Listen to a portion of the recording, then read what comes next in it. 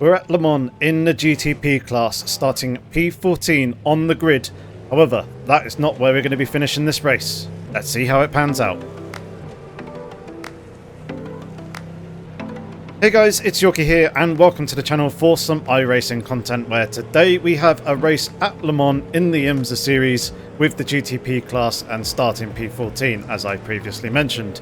Qualifying didn't go too great, which meant that we're kind of starting towards the back end of the field, but we'll see how we get on in this race. There's the green light and we get underway as we all filter through in single file coming through this final chicane. So now we actually get our foot down and we're just going to take it relatively easy here on this opening lap, just kind of settle into the race, into the flow and rhythm, and see if we can pick up the odd position here or there. So coming into the first couple of turns, this first chicane here, the Dunlop chicane, getting through it relatively smoothly.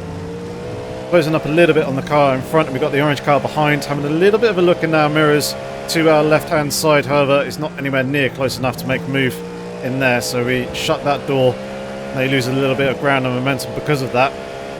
Coming through Tetra Rouge now, just need to be careful not to extend the track on the outside, and we stay within track limits quite nicely. And it looks like we've got a little bit of a run on Sergio, the GTP that's here up in front of us as we're slipstreaming them. It looks like there might be a car to the right hand side that is serving a slowdown penalty. Indeed, there it is. So we got one free position already. So we're closing right up onto the back of the car in front now and having a little bit of a look as we come into the first Mulsanne chicane, but thinking better of it. But we've got the car that was behind us there on our left hand side, so we're having to give him a bit of room on the exit mid corner of that first Mulsanne chicane there, just to avoid any potential contact. That's going to hurt our run, and they've actually got a slowdown for going across on the inside there.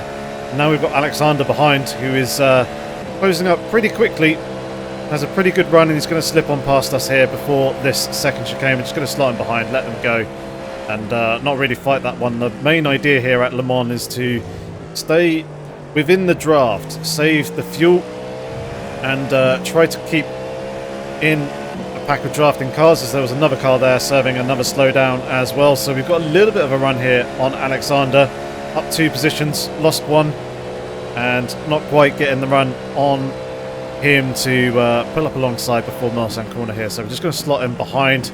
Look like someone else having a bit of a look up ahead, getting pretty close to the bollards there on the inside, but avoiding those. So we continue to press on.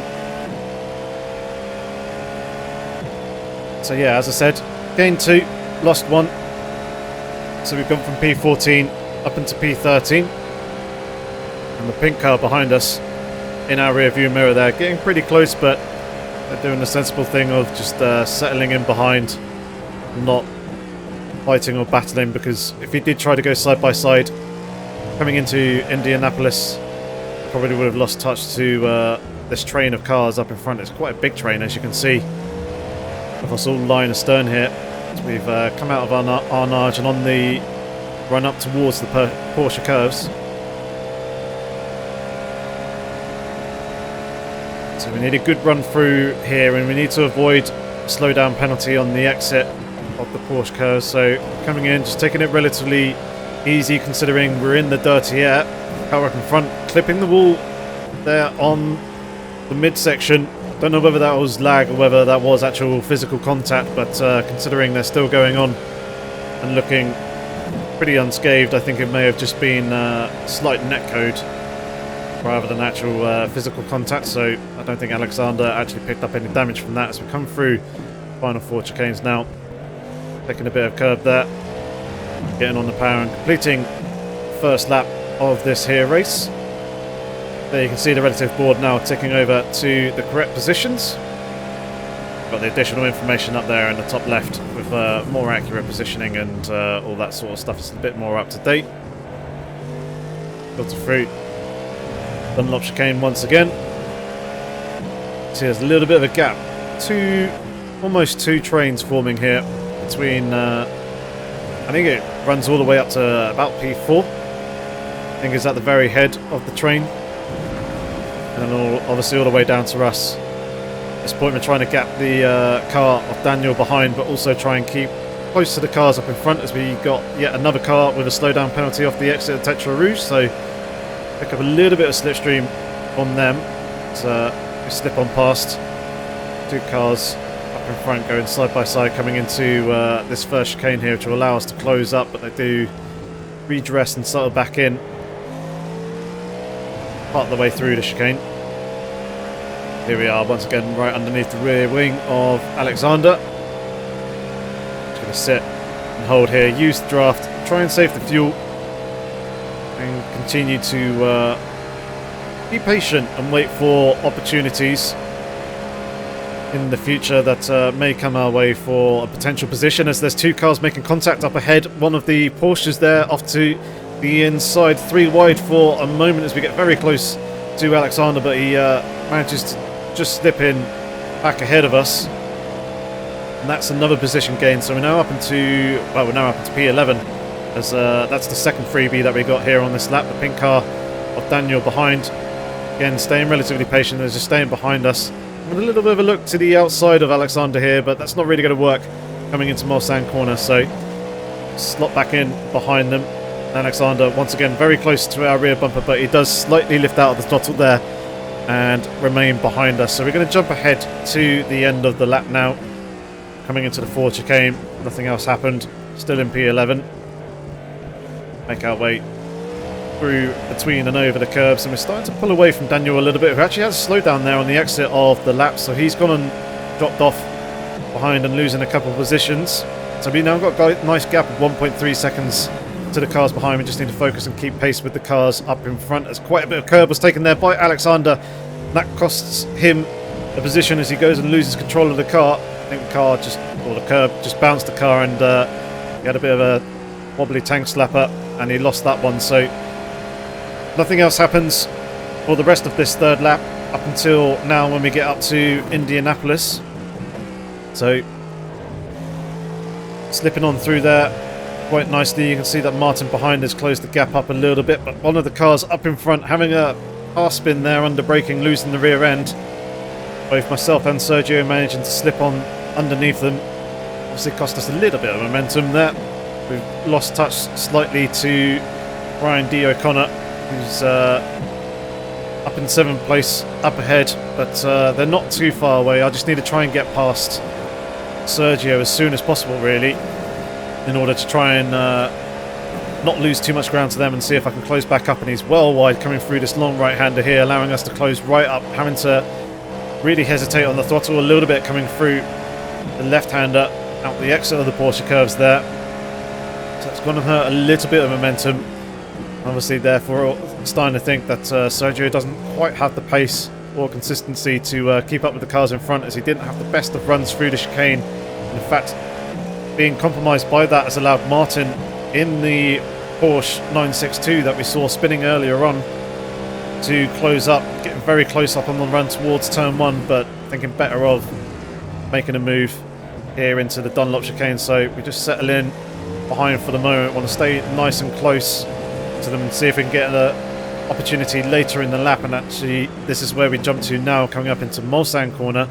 Obviously wasn't able to do it on either of the 2 Mulsanne chicanes, but he was shy of the apex there coming through the Mulsanne corner, and this is allowing us to slot right underneath the rear wings. I flicked the MG UK deploy mode to attack rather than balanced, which is what you traditionally keep it on when racing. This should give us a little bit of extra hybrid boost coming down this straight down towards Indianapolis. That should allow us to slip up ahead, and I think Sergio actually eased out the throttle a little bit there and let us go as well, probably realising that we're slightly quicker. So that's us now up into P8. A nice move there. It's going to allow us to push on and try and close up to Ryan D. O'Connor and Neil up ahead. This is again a lap later, where Neil has disappeared up the road a little bit. Brian O'Connor's dropped off slightly, and we've also now got a little bit of GT traffic coming into play, as I had a slight lock up there going into Arnage up on the curb upon the entry. But here is our first GT car that we're going to be passing here in this race. So we clear them quite nicely before the Porsche curves. Give us a nice clean run coming through here, and the speed difference between us GTPs and the GTD cars is pretty substantial coming through here. Really hurt our flow of momentum, so you really do have to time it right with the traffic. Closing up a little bit on Ryan here on the run towards the Ford chicane. Got a few cars in our class up ahead starting to pit as well. So this is right in and around the fuel and pit stop window. Some people choose to go for an early stop to try and clear the GT traffic whilst they're in the pits, as the car's a little bit loose there coming into the Dunlop chicane. That's going to hurt our run through the corner. You can see the delta both in the relative but also on the wheel display up in the top right hand corner. That was increasing coming off the exit of that corner. 1.2 seconds coming through Tetra Rouge, just around about 1.0 once the relative actually settles down. We get a little bit of slipstream here from the GT car as well. Finding that we stay within 1.2 seconds of the car up in front, we should get some draft. That will help us on the straight. So we are within that with Ryan. That's where I want to be. I want to be staying within that, as it'll allow us to keep pace with the cars up in front, but also help us save a little bit of fuel. This is going to be interesting on this run here, down towards this second Mulsanne chicane. There's a pack of 3 GT3 cars, all very close to one another. Ryan's closing up on them quite nicely and is pulled out and is alongside them as he's coming into the braking zone. Thankfully, the BMW lifts off and slows down a little bit early, producing a little bit of a gap for us to slot into between the GT3 pack there. Obviously, that's going to hurt and cost us a little bit. The gap now to Ryan, now up to 1.4, so obviously he was able to clear those GT cars going through the chicane and was therefore able to take it at full speed, whereas obviously I was compromised and was limited to the apex speeds of the GT cars in front. I compromised that time going into Mulsanne corner, however. So we gained about a tenth of a second through that turn. Bit of slipstream here, coming down this back straight towards Indianapolis through the 2 kinks. 2 more GT cars here. We should easily clear one. Whether we clear this second one before Indianapolis or not, we just about do so under braking before we get to Indianapolis proper, using second gear just to make sure that I stay nice and tight to the apex and don't wash out wide into the GT car on my outside, giving them plenty of room, and they did a good job of seeing me coming as well and not turning in on me. Another 2 GT cars. We should clear these 2 before the Porsche cars quite nicely, and indeed we do. Ryan 1.6 seconds up ahead. He's going to clear the GT leader around the outside there in that first right-hander, which works out very nicely for him and allows him to continue to extend the gap a little bit, whereas I obviously had to lift through the middle. That double left-hander in the Porsche curves is pretty much a no-go in terms of passing, but you can pass around the outside in the LMP cars and the GTPs around the outside of the GTs. Now we come into the pit lane, and it's a pit stop race. Plenty of curb on the inside there on the run down, getting the car slowed down and on the limiter, and using the good old shift up, shift down very quickly in rapid succession in order to just gain a little bit of extra speed and see if we can close up and reduce that gap to Ryan here in the pit stops. Cheeky little trick. As long as I don't go above 62, 63 kilometers an hour in the pit lane, I'll avoid getting a penalty. So there is our stop, and we're going to jump ahead in the pit stop as well, because I don't want to see us sat stationary for too long. Here we are, trying to find the bite point on the clutch and get a nice pull away. Got a few cars in and around us as we end up inside one of the GT cars. Thankfully I released the limiter slightly earlier than he does and was able to pull away without that becoming an issue, and we managed to also clear that BMW GT car as well for the Dunlop chicane under braking there. Just about left me enough room. It's allowed me to keep tabs with the 2 cars up in front of Neil and Ryan O'Connor. Is the Net GT leader. We managed to step past them coming out the S's before we get to Tetra Rouge, so the gap less than a second now, so we definitely gained there in the pit stop, which is good. Attacking the pit entry a little bit harder than the cars in front, and then also using the shift up and down trick Also, finding the biting point whilst pulling away from the pit box also helps as well, and you can gain quite a bit of time from that. But we do have this GT car. It's going to be between us and Ryan as we come through this first chicane. Just going to sit patiently and wait until the exit to pass them. So we lost a little bit of ground, but that's not too much of an issue. Jumping later on, I believe in the same lap. Coming through the Porsche curves now, gap just over a second and a half. Coming through a nice run, trying not to put too much steering lock, not trying to scrub the tyres too much coming through a sequence of turns, using the downforce of the car. And it looks like we've got a better run there than Ryan as well, as we now come into the Ford chicane. Filter our way through, bouncing over the curbs, getting a good drive off the exit, and now we're back within the draft. 1 second to Ryan up in front. We got a couple of cars finishing off their pit stops, and here is one of them, Martin, who was previously behind us in his Porsche before the pit stops. He went a lap longer. There is an advantage in that if you get a clear run without too much GT traffic, that you do have to take less fuel on board, therefore you spend less time stationary, and that's worked out very nicely for him. But he's performed the overcut on us. We don't take tyres in the pit stops, but he's jumped ahead of us now, slotted himself between myself and Ryan. We both get a pretty good run coming out of Tetra Rouge and on the straight here. Ryan moving around, just trying to break the toe a little bit. But both myself and Martin fairly quick to stay within it.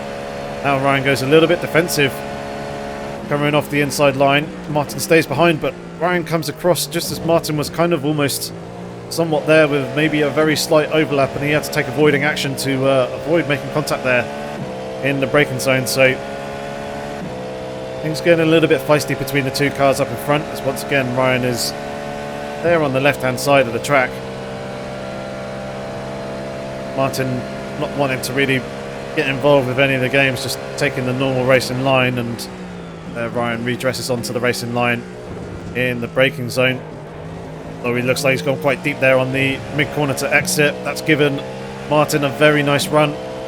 Trying to set myself up and give myself a little bit of room for a reasonable run coming off the corner as well, but obviously wasn't quite as good as Martin's, as they are side by side coming down towards Mulsanne corner. Ryan moving across, almost a little bit of contact and some wheel rubbing there. They come in towards the braking zone. Martin's just ever so slightly ahead, but Ryan is still there, both alongside each other. Ryan giving Martin a little bit of a hip check there. So we're coming down this straight, sort of slot in behind Martin, hoping to maybe give him a very slight little bump draft and want him to nose ahead, take the place, because I think Ryan's being overly aggressive here with his defensive driving. Much rather see Martin getting up ahead, and he's there alongside coming into Indianapolis. Slight little bit of contact between the two. Martin getting his elbows out, and he's taking the position. We're almost presented with an opportunity there, but Ryan was able to keep it on track and linger in my acceleration zone, meaning that I had to hesitate on the throttle. So we're slotting behind for the moment, but now I'm quite eager and wanting to pass Ryan as soon as I possibly can. I don't want Martin to start disappearing up the road, make it difficult to keep up with him, as we are in the net P9 at the moment, up in the top left hand corner, the live standings. Getting a pretty good run here coming out the exit of Tetra Rouge, and it looks like Ryan went a little bit wide out the exit there, potentially maybe getting a slowdown. You can see I've got a slightly better run as we come towards the chicane, but not going to be close enough to get an overlap or attempt to make a move. Need to be much further up alongside in order to do that. Need to be pretty much equal, to be honest. It doesn't look like that Ryan got a slowdown there, so that might have been netcode that I was seeing, and him out quite a bit wider than I was expecting. So we're on lap 10 now. The lap that we just started. We jump further up in towards Indianapolis, and Ryan's gone a little bit deep there. Once again though, he manages to keep it on track, but we are now up alongside, coming into the braking zone for Arnage. We're nosing just slightly ahead, and round the outside we go, making the move there. Maybe a tiny little bit of car contact between the two of us going through the corner, but it was pretty much minimal. We can just about see him there in the rear view mirror on our right hand side. We are slightly ahead. I've also flipped the MG UK down into attack and then I've flipped it back to balance there. That's what you saw, that red 5 message popping up on the dashboard. Red 4 is the attack mode. And that's managed to get us just ahead of Ryan, but Martin has now got quite a nice gap of, well, it was 2.2 seconds going through the Porsche curves there, as Ryan behind has had a pretty poor run and is losing ground to us. So if we can break that 1.2 seconds, that'll be very ideal, and it'll allow us to focus on Martin up in front. Indeed, 1.5 seconds behind, 1.1 seconds to Martin up in front. Later on in the lap, half a lap later, we've closed the gap a little bit more towards Martin and got ourselves within half a second. You can see that gap to Ryan, still 1.5 seconds behind, so we've had a good lap so far. Now at this point, thinking that me and Martin can have a pretty good battle here, but I want to try and help push us away from Ryan behind. So we're closing up on the back of Martin now, giving a little bit of a bump draft there as we come in towards Indianapolis. But take a look at the diffuser and the rear light bar on that Porsche. Now looks a little bit deformed and bent compared to how it was previously. You can see how it was previously just before the contact up there in the top right hand corner of the screen. But yeah, definitely see it's bent. So at this point I'm wondering, have I actually given Martin some damage here, or is it just a visual thing? I'm sure we'll find out here coming into the Porsche curves. We're closing up a little bit more there again. Taking a curb, the car looking a little bit loose and squirrely. He looks like he's offline and possibly struggling a little bit for grip.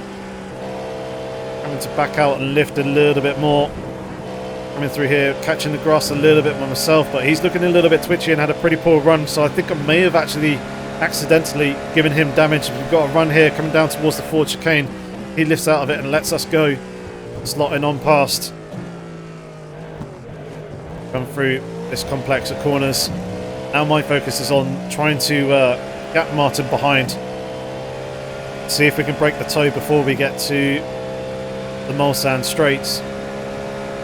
Got 0.6 seconds at the moment. Come into the Dunlop chicane. Nice smooth apex there.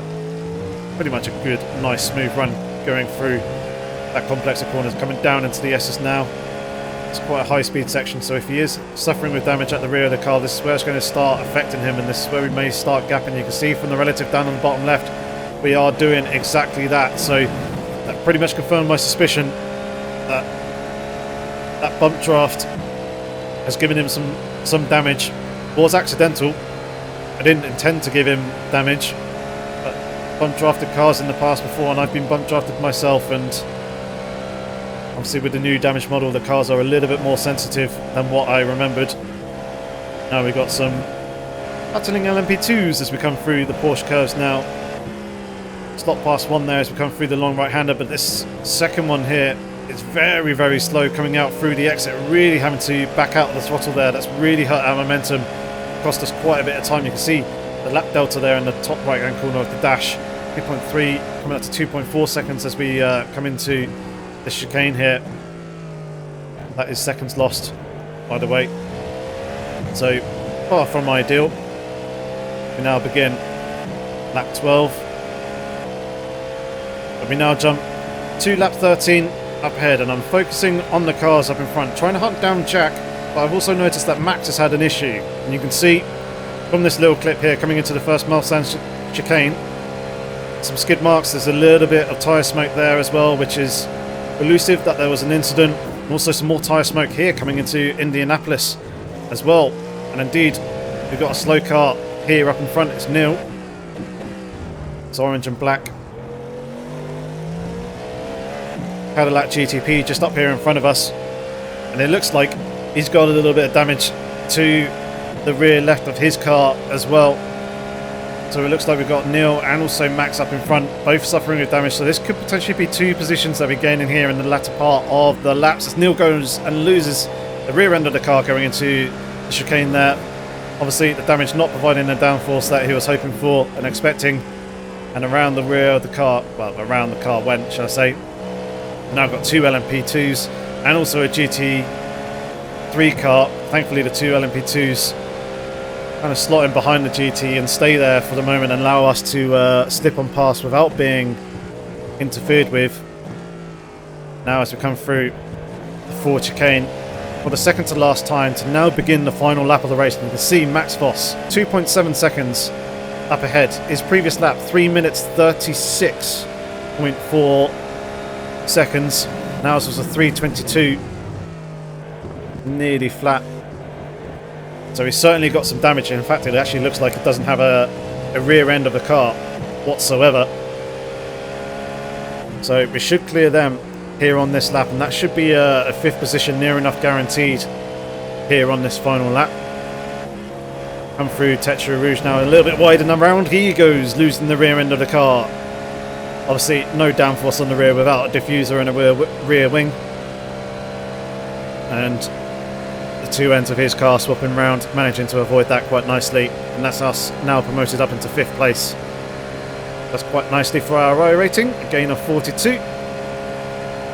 Jack Styles 6 seconds up the road, so I think it's going to be very difficult unless any other drivers have any issues to gain any more places here on this lap, but we'll continue on pushing as well, just in case an opportunity presents itself, especially as we were catching up on Jack on the previous laps as well, going past another LMP2 and GT car there, giving both of them plenty of room.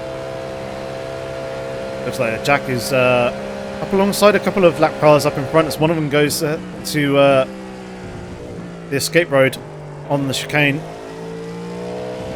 Going to join ahead in front of us without impeding us. But he's gone and lost time there. Now flicking the MG UK mode down to attack mode, so we'll drain the rest of that hybrid, or the state of charge, i.e. the sock there in the orange bar, or orange bar shall I say, on the steering wheel. That should drain over the course of the rest of the lap. The gap now 4.2 seconds to Jack up in front, so he's having a little bit of trouble with this lap traffic here at the end, as we've got a mix of LMP2 and GT cars all conversing on each other at the same time. Here you can see a PM from Martin at the top, very much confirming the damage that I was suspecting. He's just telling me that bump draft in the rear of the Porsche is very, very sensitive and it gives it diffuser damage. That traffic up ahead. Yep, there is the message up ahead.